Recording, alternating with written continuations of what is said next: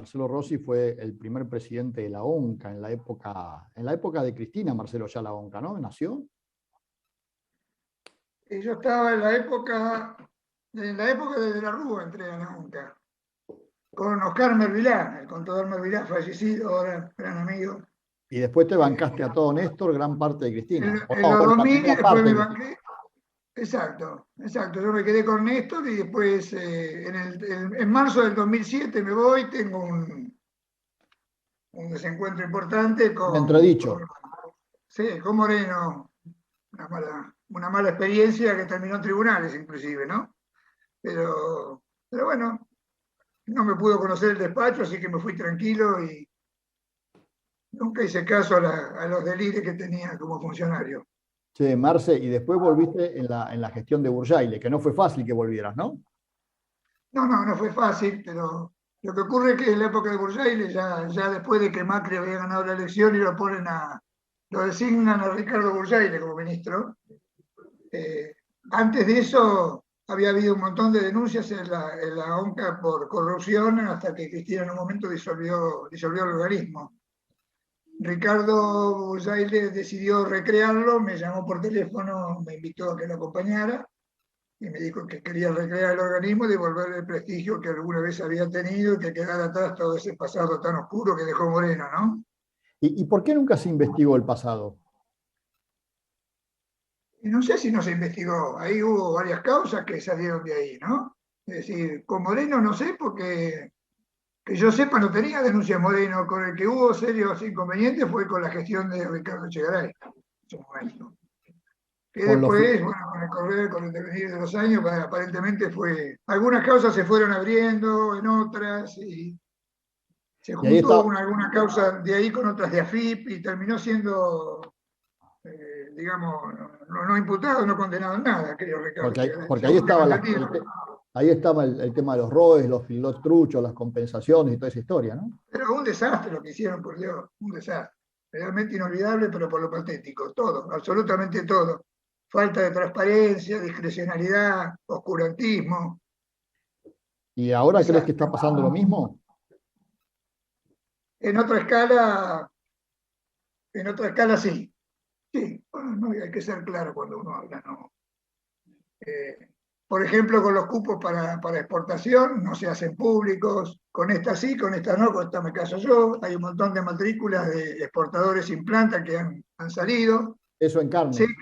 que se les han exigido algunos requisitos que, si te retorces un poco, los podés encontrar como legales, pero que no se usan y son más propios de la FIP que de un organismo como la ONCA, ¿no? Por ejemplo, pedirle movimientos bancarios a operadores distintos durante meses en los bancos. Esto es algo muy privado, algo que no hace a que puedas o no puedas estar como operador, y que además se le piden a unos sí y a otros no, claramente direccionado a sacarlo del medio, ¿no?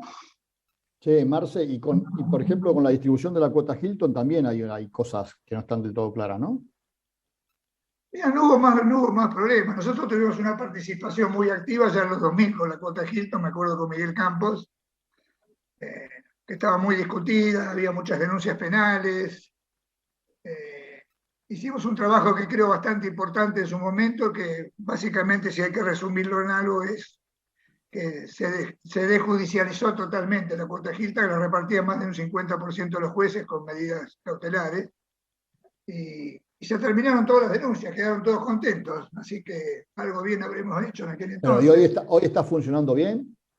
Hoy está más o menos ordenada, yo le haría algunos cambios, pero eso en materia de decisiones políticas, por ejemplo, que la misma cuota Hilton sea tomada o considerada como antecedente de exportación para el reparto del próximo año, me parece una locura. Tendríamos que estar privilegiando a las exportaciones extra Hilton, o inclusive, si me permitís y me animo hasta decir eso, a las plantas que privilegien el consumo interno también. Es cuota país, es para nosotros. Lo tomaría como un estímulo, pero en general no la veo desordenada, no ha habido mayores conflictos, Carlos. ¿Y por qué te opusiste tanto al troceo? Bueno, por convencimiento y por la manera en que lo han implementado. Implementado no, porque ahora se postergó, decir que no, pero esto es una cosa que no se puede hacer de un día para otro, y yo entiendo que en materia de carnes hay un montón de prioridades. a corto, a mediano y a largo plazo, que están mucho antes que el cuarteo, que no soluciona absolutamente nada. Yo creo que hay un gran verso también atrás del cuarteo, hay intereses, por supuesto, pero el cuarteo empezó siendo una iniciativa de gobierno acompañada por un sector de la industria y terminó siendo un proyecto del ABC acompañado por el gobierno. En estos 2 años que hubo de postergaciones una tras la otra, ¿no? Pero, digamos, básicamente, si vas a hablar de lo técnico, ¿cuál es la diferencia sanitariamente entre una res cuarteada en 3, esto es, miembro anterior, posterior y parrillero, entonces asado, vacío y matambre? En lo que hace a la superficie de contacto, el riesgo de contaminación es mayor, con las manos, con las paredes, con la rielera, con la distancia, si se caen al piso, y no es que uno se quiera oponer, pero sí hay alternativas que está planteando el 70% del consumo interno, el gran mercado de la Argentina, que sigue siendo el consumo interno. 5 de las 6 cámaras frigoríficas proponen medios mecánicos y no creo que sean mayor inconveniente para poder seguir haciéndolo. Todos coincidimos en que lo que no hay que hacer es llevar una res al hombro, porque hay que defender los intereses de los trabajadores. Y así empezó esto, porque empezó con una resolución del Ministerio de Trabajo diciendo que no se podían cargar los 100 kilos de la espalda, y terminó cambiándose ese artículo 1 y preveía los medios mecánicos, la resolución original del Ministerio de Trabajo, se saca esas palabritas, medios mecánicos, y se pone la obligatoriedad del cuarteo, que es cuando empieza a intervenir el ABC, ¿no? Después, bueno, el otro argumento grande que se dice es que comercializando los animales, las medias reses, se pierde mucho hueso y grasa, el 30% es más o menos. Y es cierto, es así, se pierde, pero con el cuarteo se pierde también. El cuarteo, la media res cortada en 3. Así que el carnicero sigue con el mismo problema, tiene que sacarse el hueso y la grasa encima, y te digo, muchas veces hasta pagar para que se lo lleven porque no tiene valor. Eso es así, ¿no? Marce, cuando vos decís el ABC... Podemos discutir punto por punto varias cosas más. Pero básicamente, yo lo que objeto es cómo se implementó. Es públicamente conocido, yo a través de Twitter, porque yo no soy funcionario, ni tengo medios, ni estoy en ninguna entidad, pero salía a cuestionar cómo se había formalizado lo del cuarteo, ¿no? Primero objeté lo que para mí era una deficiencia mayúscula, que era que se estaba garantizando la trazabilidad para los mercados compradores, para el exterior, esto es, y no para el mercado interno. Porque como salía el troceo hasta 2 días antes del plazo que se vencía ahora, el 31 de octubre, hasta 2 días antes, que salió la resolución 91, no estaba garantizada la trazabilidad. Habían hecho una reunión, levantado un acta, y habían acordado que los cuartos iban a salir sin pesarse, el peso se iba a poner con una etiqueta que le iba a dar validez, que se trasladaba la misma etiqueta que se ponía en la media res al final de la faena. Entonces iba a salir sin el peso del cuarto, digamos, iba a salir sin el rótulo, esto es que no vas a saber qué categoría era, cuál era el número de garrón. Se perdía totalmente la trazabilidad, no podía saber, por ejemplo, cada cuarto a qué media res correspondía. Bueno, yo denuncié eso, afortunadamente, y el 28, 2 días antes que se cumpla el plazo, se corrige y se dicta la resolución 91, en donde se habla de los sellos, se dan 6 meses más para poder cambiar el sello por tarjetas, se dice qué tipos de tarjetas, hay que ayornar los sistemas informáticos, que no es fácil, para poder identificar el cuarteo, pero se cometen errores otra vez gravísimos, que yo creo que el que dictó esa norma no tiene la más mínima idea de lo que es el cuarteo. O lo hicieron los exportadores, que todos los cuartos son iguales cuando son para exportación, o el que hizo eso no sabe de lo que estaba hablando, porque pretender hacer un cuarteo por tropa es una locura. Vos sabés que cargas un camión y de acuerdo al reparto, en el mismo camión van animales de 1, 2 y hasta 3 tropas distintas. Y pretender hacerlo durante la faena y no permitir que se haga después, y no saben lo que es peinar una ganchera, saber qué corte va para uno, qué corte va para el otro, que vos sabés que delante del camión se pone lo último que se reparte y atrás lo primero. Bueno, errores gravísimos, y que bueno, también salimos a denunciarlos, y por último, el último día sale la resolución, el desastre final, digamos, de toda esta película, es la prórroga, y también se equivocan en la prórroga. Porque lo prorrogan, dicen, para aquellos que presentaron planes de adecuación. Y los planes de adecuación había que presentarlos ante lo que era la ONCA, la Dirección Nacional, que es un organismo que rige lo comercial. Y si invocan una medida sanitaria, eso se debe haber presentado ante SENASA, no ante la ONCA. Pero vamos a ponerle que lo presentaron. Lo presentaron, pero las obras no están. Entonces, al poner que se prorroga para los que presentaron plan y para los otros no, bueno, otros, o incumplen los deberes de funcionario público o salgan a cerrar 350 mataderos que hay en municipales y provinciales y todo el resto del país, y no en el conurbano. Han dicho, miremos para otro lado, y esa norma sigue vigente. Es decir, dieron la prórroga, pero tendría que estar cerrando todos los que no presentaron nada, y no están haciendo absolutamente nada.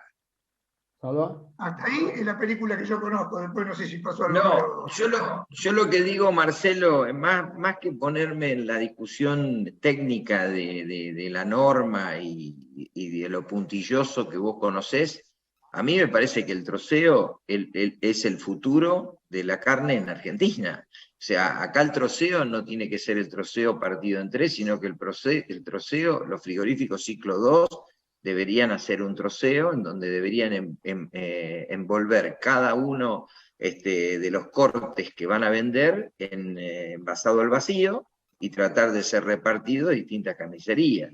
A mí me parece que esa forma de hacer un reparto es una forma que beneficia al carnicero, porque no hay carnicero en la Argentina que venda todos los cortes de una media red. Hay carniceros que venden más cortes caros, otros venden más cortes baratos, pero no hay un carnicero que venda la totalidad de los cortes de la media red. A mí me parece mucho más sanitario que un ciclo 2 haga todos los cortes y que se venda por corte. Y si vos necesitas vender 5 nalgas, te llevamos 5 nalgas, y si necesitas vender 5 costillares, 5 costillares, y si vos no vendés puchero, no vendés puchero.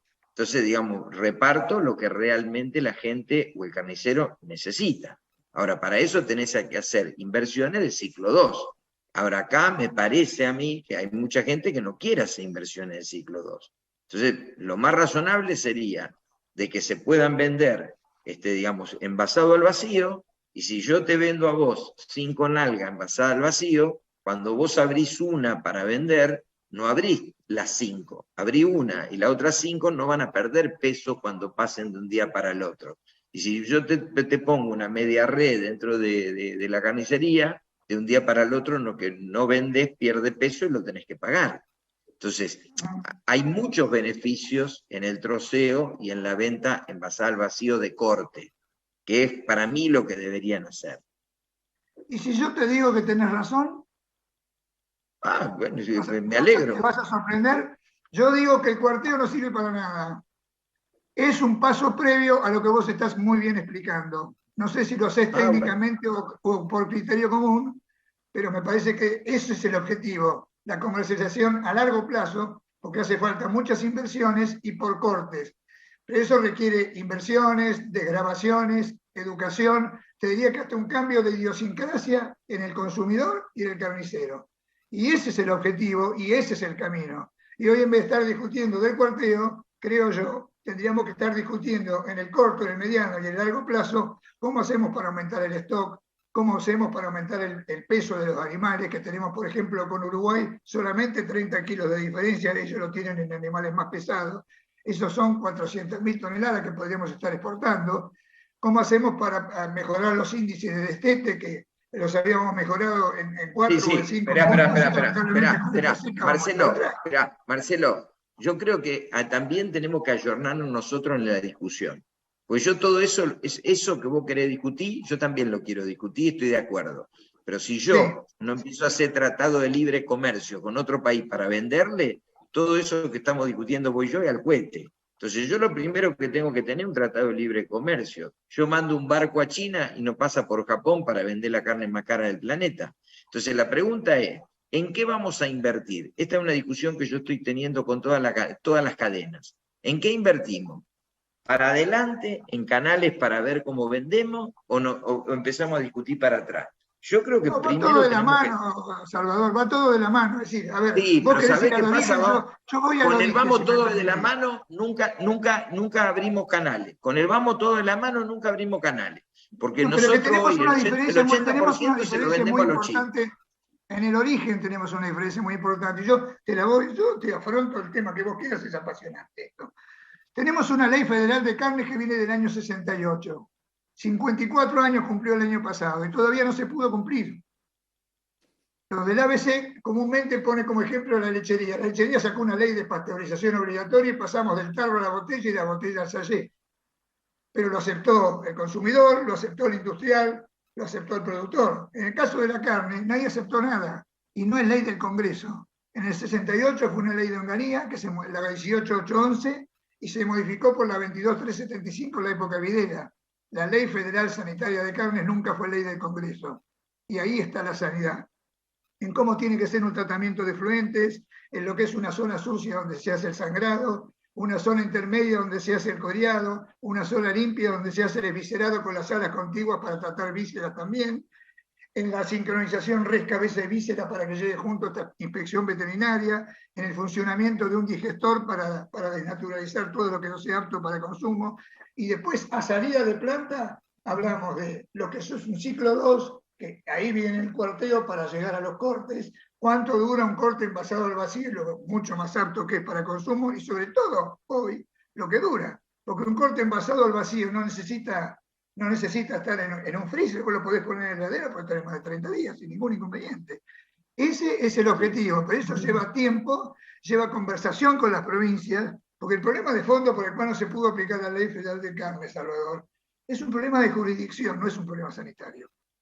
Entonces, si se nos reúne el Congreso de la Nación y nos dice que esta es una ley sanitaria, que el objetivo es la salud, entiendo que nadie se puede oponer. Pero lo que hoy se discute es si es facultad de las provincias, el poder de policía o facultad de la Nación. Bueno, pero vamos por partes. Si vos querés hacer algo en serio, tenés que poner una ley de distrito único. Y se terminó la discusión provincia y toda la historia. Distrito único igual para todo el país. ¿Cómo? Bueno, está bien, está el Congreso. Ahora, la pregunta del millón es la siguiente. Yo asesoro a una empresa que hizo un ciclo 2, ¿ok? Que hizo un ciclo 2, que la invirtió y que la puso. Si querés te invito, Tomaseno, ¿ok? Vamos de Tomaseno, hizo el ciclo 2. Hoy, vos armas un ciclo 2 y lo armaste al pedo, porque vos hoy no tenés ninguna ley que te apoye en todo lo que tenés que hacer, y la tenés que salir a pechar solo en el mercado. Tampoco el hecho de armar un nuevo frigorífico te da potestad para poder exportar. Tenés un montón de trabas. ¿Conocés algún ciclo 2 que tenga prohibido vender en cuarto? Yo no. No, está prohibido. Si nosotros vendemos ahora, por ejemplo, para hacer el cuarteo, le permiten a los frigoríficos de Senasa seguir sacando medias reses para llevarlos a un ciclo 2 y a los demás no, y les obligan, ni siquiera les obligan un medio mecánico? ¿Por qué? ¿Cuál es la diferencia? ¿Por qué a un ciclo 2 de Senasa le permiten llevar una media y a los demás no? Empecemos por el frío, que es lo más importante. Porque si vas al origen, 48 horas de frío no podés cuartear la carne porque la rompes toda. Empezá por el frío, que hay muchísimos mataderos que no tienen ni cámara. Ahí estamos en el siglo XIX, Salvador. Por eso digo todo el sistema, todo el sistema de carne es del Paleozoico, convengamos esto. O sea, nosotros tenemos que entender. Déjame un segundito. Tenemos que entender, el ganadero tiene que entender que así como el sojero depende del silo bolsa, el ganadero tiene que depender del frío. O sea, acá hace falta un montón de inversión en frío. Entonces, yo doy por sentado de que se necesita frío, doy por sentado que se necesita un ciclo 2. Ahora, para que haya una inversión en ciclo 2, lo que yo digo, Marcelo, es que necesitamos poder exportar. Y para exportar necesitamos diversidad de mercado y de países. Porque si vos haces la cuota Hilton, exportás un pedacito, ¿qué hace con el resto del animal? Si no tenés, digamos, el kosher para poder colocarlo, o no tenés chile, o no tenés, digamos, cómo colocarlo. Tenés la cuota Hilton, tenés los cortes enfriados de calidad, que no es extra Hilton en la Comunidad Europea, tenés la cuota 481 para los feedlot, tenés Israel, un mercado que ha crecido mucho, seguís teniendo Chile, ahora se abrió Estados Unidos, mercados tenés. Y te voy a decir una cosa, más allá de todo lo que estoy leyendo de la crisis de la industria frigorífica, fue un gran año para la industria frigorífica. $5.800 la tonelada de promedio hoy, ahora. Después de que bajó el 20% porque China tiró todo para abajo, la agarraron con la pala, Salvador. La agarraron con la pala. A ver, Marcelo, yo estoy de acuerdo con vos. No digas que es fácil vender. Más de $6.000 la tonelada y acá lo tienen que tirar. Y hoy está en Está bien. 4.800, se quejan. ¿Cuánto valió eso? Está Lo bien. grave de esto Pero en China es la vaca. Ahí nos mataron. Bueno, Marcelo, pará un poco porque va a hablar todo. Todo lo que decís tenés razón, pero para uno nuevo no es fácil exportar todo eso, porque, a ver, entrar en el círculo de lo que exportan, todo lo que decís vos, no entra uno nuevo. Y no me lo diga a mí porque yo estoy con lo nuevo. Entonces, para un tipo nuevo, no es fácil exportar. Entonces, lo que vos decís es para un selecto grupo que tiene esos negocios. Ahora, cuando yo tengo que salir a hacer negocios yo, Salvador Di Stefano, con unos muchachos para pecharla de abajo, todos esos negocios no están. No son fáciles de conseguir y no hay nadie en el gobierno que te lo allane. Bueno, pero ahí está el rol inductor del Estado, ahí está SENASA para eso.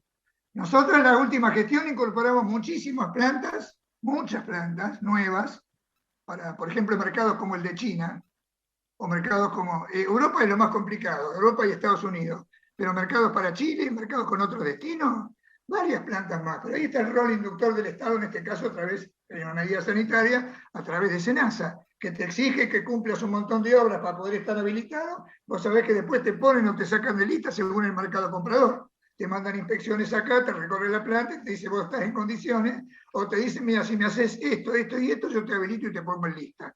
Y este es el proceso para exportar. Y ha habido inversiones, muchas inversiones. Y hoy estás alrededor de 100 plantas en condiciones de poder exportar. De las 150 que tiene SENASA, 60 lo hacen permanentemente y en forma más limitada, otro tanto, algunos ciclo 2, como decís vos, que te llevan más o menos a un número aproximado de esas 100 plantas. Y podemos tener muchas más. Marcelo, y por eso quiero Marcelo, estamos teniendo un diálogo de sordo. El 80% de la exportación es a China. Exportar a otro destino es muy difícil, es muy complejo. Entonces, por más que vos me digas lo que me digas, es difícil y es complejo. Porque yo quiero exportar para otro destino y es difícil, es complejo. Los números no dan, no cierran, el tipo de cambio es una porquería.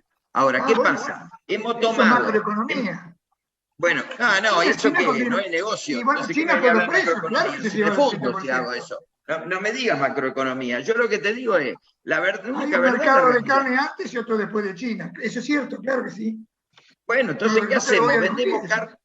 La carne que vendemos a China, ¿qué? Carne de cuarta lo que vendemos a China. Acá no hay ningún trabajo del Estado y nadie trabajó para vender carne de calidad. Porque si no tendríamos tratado de libre comercio con un montón de países. Y esos tratados de libre comercio no lo tenemos. Y hay cuotas que se tienen y que no se cumplen. Pero espera, tenés las exportaciones de carnes controladas. Empecemos por ahí. Segundo. Pero un espanto lo que hace el gobierno con bien, pero eso es una política del gobierno. ¿Qué querés que haga? Es decir, Marcelo no lo puede arreglar. Yo lo que le digo a Marcelo es que uno nuevo que ingresa al mercado es muy difícil hacer negocio con este contexto. Estamos diciendo lo mismo, pero Marcelo se enoja, qué sé yo. No se enoja, Marcelo es así. Yo te escucho con atención y te digo que tenés razón. Te estoy explicando por qué llegamos a eso y qué es lo que habría que hacer. Yo desde acá no puedo hacer nada. Marce, vos que conocés bien todas las internas, ¿cuánto de esto tiene que ver con la gran informalidad que hay en el comercio de la carne? Bueno, si vos me decís cómo empezamos a hacer todo lo que te dije que hay que hacer, es el número uno, el paso número uno. Hay que terminar con la informalidad de la carne. Pero en su momento planteamos hasta a la FIP, le planteamos poner algo así como un monotributo para el carnicero, es donde está la gran evasión, te aclaro. Y no nos aceptaron. Entonces estábamos pensando, vos mirá lo que hicimos con el tema de los BEP, pague primero, faene después, y blanqueamos los matadifes que eran de 262, te doy el número exacto, y pasamos de un plumazo en un mes a más de 3.000. Y se blanqueó la operatoria. Estamos viendo un sistema similar para ponerlo en carnicería. Y si el carnicero no lo pagaba, que lo pagara el matadife que lleva la media red. Pero blanqueabas toda la cadena. Hoy no pudieron lograr ni que el carnicero acepte un remito electrónico, porque no quiere facturar, porque no quiere ser responsable inscripto. Entonces te factura, o no te factura, o te factura a nombre de un taiwanés, a nombre de un chino, y es una operación en negro. Y después la FIP va y sanciona al matarife, y lo vuelve a sancionar, y lo vuelve a sancionar. Ahora sacaron una norma que quieren ligar la operación de la factura, la del remito electrónico, y bueno, vamos a ver, yo creo que no lo van a poder hacer. Tienen que hacer algo distinto para blanquear. Y se puede hacer. Se puede hacer. El tema es si se quiere hacer. Pero se puede hacer. Es el paso al número uno, Carlos. Blanquear la cadena. La informalidad es enorme. Y guarda que también existe la triangulación en la exportación y quita que queda afuera. ¿Eh? ¿Cómo? No es todo dentro de casa. También existe la triangulación y hay plata que queda afuera. Che, En Marce, fin, mucho para hacer. ¿en granos también existe la triangulación? Y por supuesto. Por supuesto. Y vos sabés que todos los estados exportadores tienen casas afuera y de ahí después ven a dónde exportan. Ustedes saben mucho más que yo eso. Y se nos viene un flor de problemas ahora con el tema del trigo. Y ni te cuento con el maíz. Ni te cuento con el maíz. Bueno, yo no le voy a dar una clase a ustedes, ahí Salvador escapo en esto, ¿viste? Pero. No, maíz creo yo que va a pasar un montón. El maíz temprano hemos sembrado el 20% de lo que normalmente ponerle que tengamos 45 millones de toneladas en esta campaña, que vaya a ser de 45 millones si nos va muy bien. 20% son 9 millones de toneladas. 9 millones de toneladas vamos a lanzar al mercado en marzo, abril. Pregunto, ¿cuánto vale el maíz en marzo? Cuando normalmente Argentina tira 25 millones de toneladas ahí. Antes de que llegue el tardío para mediados de año. ¿Cuánto va a valer el maíz? ¿Qué va a pasar con la ganadería, con los feedlots? Vos si sos productor, ¿vendés trigo o vendés maíz? No vendo ni loco. Ah, bueno. Ahí está. Yo tampoco. No soy productor, pero ni loco vendería ni trigo ni maíz. O lo salva la soja, que van a tener que poner otra vez el coso este de la soja, o no sé. Hoy salieron con 10 millones de toneladas más con el maíz, para recaudar, lo único que les interesa son los derechos de exportación. Porque tanto los del trigo como los del maíz, con esos cupos que ponen que no tendrían que existir, lo único que han hecho es recaudar esa plata, ya está en el tesoro.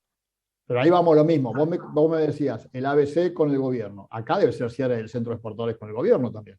¿Sí, no? Y seguramente si subieron 10 millones más porque hay algún arreglo para que adelanten algo. Ahora tienen bolsillo largo. Yo productor no vendo. Una cosa es declarar y otra cosa es comprar. Yo productor no vendo. ¿Salva? Perdón, Salvador, que te conté.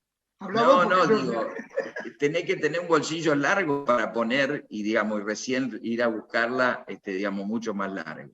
A mí me parece que el productor, coincido con vos, no tiene que vender, digamos, porque el salto cambiario que puede haber entre el tipo de cambio oficial hoy y el que puede venir en el próximo gobierno es inimaginable. Yo no lo quiero decir porque después me van a gastar, dice, mirá lo que dijo Salvador. Después cuando pasa, nadie se acuerda lo que dije, pero digamos, yo creo que podemos tener, digamos, una suba muy, pero muy importante. Y si tengo que vender trigo y maíz, lo vendo para comprar un campo. Es lo único que lo vendería, para comprar otro bien superior y que me permita tener más productividad y competitividad. Pero hoy vender, digamos, no lo veo en absoluto. No lo veo en absoluto. A ver, yo creo como vos. Aclaremos un poco eso. Vender hoy no lo ves en absoluto siempre y cuando pueda aguantar hasta el 2024. O compre un bien superior. Exacto. Que O sea, no corra el riesgo de una mayor intervención del gobierno.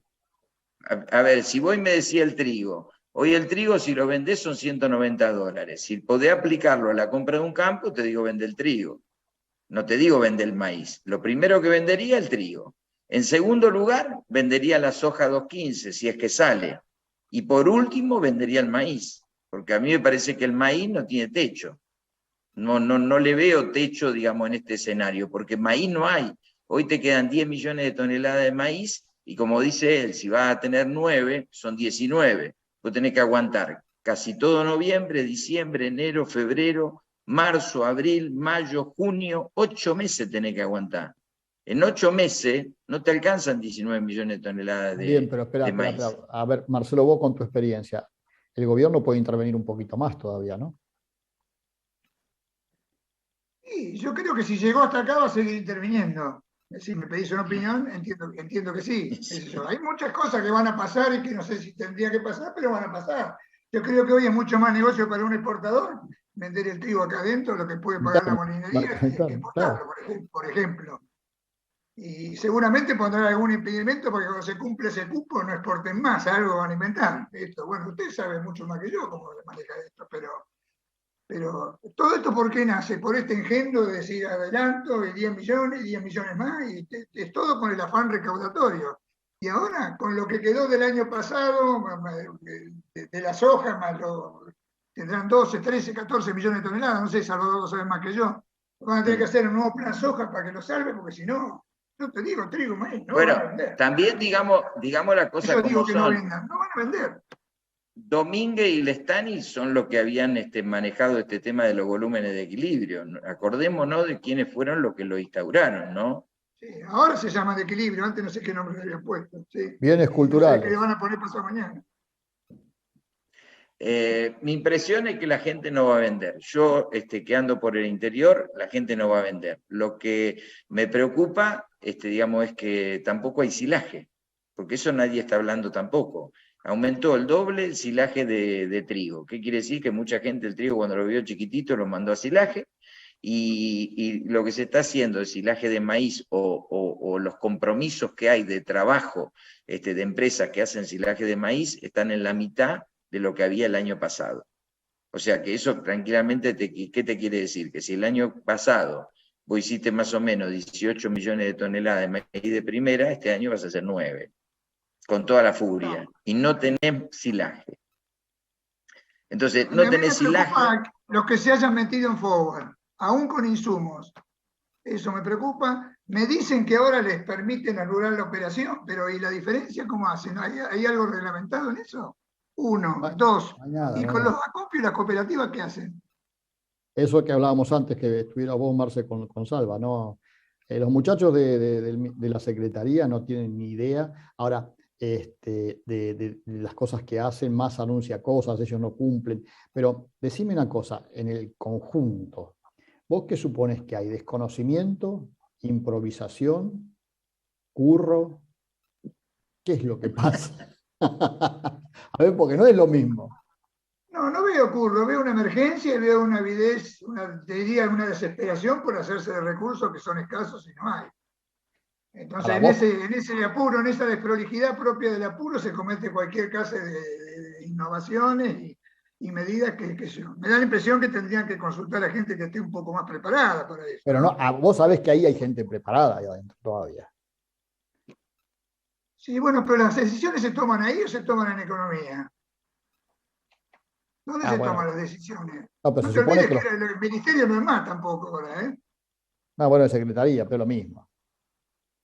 Aunque Sí, fuera no nos ministerio. olvidemos, yo voy a poner un condimento de los últimos días, Carlos. Dale que tenemos que ir Sergio terminando. Massa entró al gobierno siendo Sergio Massa y hoy es Máximo Massa, porque le está diciendo todo que sí al kirchnerismo con buscando que le den el aval para ser presidente del BID. Entonces, cuidado que podemos quedarnos sin Sergio Massa. Y si viene Augusto Costa, la situación va a ser mucho peor. Con lo cual acá hay que tener que atalonarte con un poco de liquidez, manejar bien tu flujo y prepararte, o sea, ponete el cinturón de seguridad y que se abran los aires. Porque acá hay que prepararse para más intervención y para más devaluación, muchachos. ¿Y quién le preparó a Massa lo que fue anunciar ayer? Ayer fue, ¿no? A Mendoza. Anteayer, el martes, sí. El martes, bueno, ¿quién le preparó eso? También ahí, esto como lo que hicieron con la prórroga de la carne, ¿quién le hace la letra? O como lo que hicieron con tantas otras cosas desde que asumió Massa. Yo te digo, yo lo veía y digo, pobre tipo, ¿qué pueden exportar? Acordate que la gente se acuerda. Arándano, cereza y claro, algo más. Vino, el que tiene vino. Pero, Marce, Salva, acuérdense que el dólar soja no nació en septiembre. El dólar soja nació en agosto. Tuvimos un mes hasta que le encontraron la vuelta, que nadie vendió. Y después en septiembre, ¿te acordás? Vino el famoso de los 200, pero antes era un mamarracho también. Por eso no es de extrañar lo que está pasando, ¿no? Pero bueno, muchachos, nos tenemos que ir. Bueno, nos tenemos que ir. Fátima, Marcelo, ha sido un gran gusto debatir contigo, muy divertido. Algún día nos tenemos que juntar con tiempo y lo que yo no puedo explicarte en 5 minutos, créeme que se puede hacer, es largo de explicar, pero inclusive tiene etapas, tiempo, Salva, medidas. Mira, además, Marcelo, empezamos con la informalidad y después seguimos con todo lo demás. Salva. ¿Vos estás en Capital Federal? ¿Vos estás con asiento en Capital Federal? No, estoy en La Plata, pero viajo. En La Plata, escúchame, eso te iba a decir. Entonces hace una cosa, el asado lo arma Carlos, que está en Buenos Aires, y vos te vas de La Plata a Buenos Aires, y yo de Rosario me voy a Buenos Aires. Marcelo es de los tuyos, Salva. Marcelo es de los tuyos. Es de un equipo de la B. Es de un equipo de la B. No me cagues, no. Chao a El los dos. glorioso Qué cuadroso. Gimnasia Esgrima. ¿Eh? Mirá, El pobre mirá. Gimnasia nunca salió campeón. Es del mismo equipo de Sí, Cristina. en el año No logró 1930, el Cristina último año sacarlo que fue campeón de Martel. Gimnasia.